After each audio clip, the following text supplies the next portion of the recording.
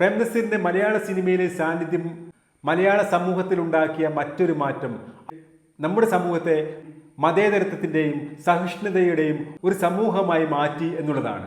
മതേതരത്വത്തെപ്പറ്റി ഒരുപാട് കവിതകളും കഥകളും പ്രസംഗങ്ങളുമെല്ലാം നമ്മുടെ നാട്ടിൽ നടക്കുന്നുണ്ടെങ്കിലും പ്രേംനസീറിന്റെ സാന്നിധ്യം ഒരു സമൂഹത്തിലുണ്ടാക്കിയ മതേതരത്വ മനസ്സ് ഒരു പക്ഷേ മറ്റൊരു സാമുദായിക പരിഷ്കർത്താവിനോ രാഷ്ട്രീയ നേതാവിനോ പോലും ഉണ്ടാക്കാൻ കഴിഞ്ഞിട്ടുണ്ടാവില്ല.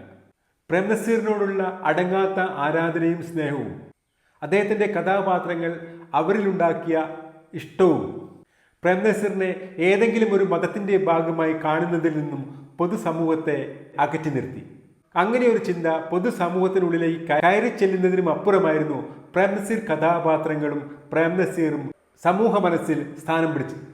അതുകൊണ്ട് തന്നെ 60കളിൽ തന്നെ കേരളം ഒരു മതേതരത്വ സമൂഹമായി മാറുന്നതിനും പ്രകടമായ വർഗീയതകളെയെല്ലാം മാറ്റി നിർത്തിക്കൊണ്ട് മതമെന്നത് ഒരു മനുഷ്യന്റെ സ്വകാര്യമായ കാര്യമെന്ന നിലയിൽ ചിന്തിച്ചുകൊണ്ട് പൊതുസമൂഹത്തിൽ ഇടപെടുന്നതിനും ആ രീതിയിലുള്ള ഒരു സാമൂഹിക പരിവർത്തനത്തിനും പ്രേംനസീറിന്റെ ജീവിതവും അദ്ദേഹത്തിന് അഭിനയിച്ച കഥാപാത്രങ്ങളും കാരണമായി എന്ന് നമുക്ക് കാണാൻ കഴിയും.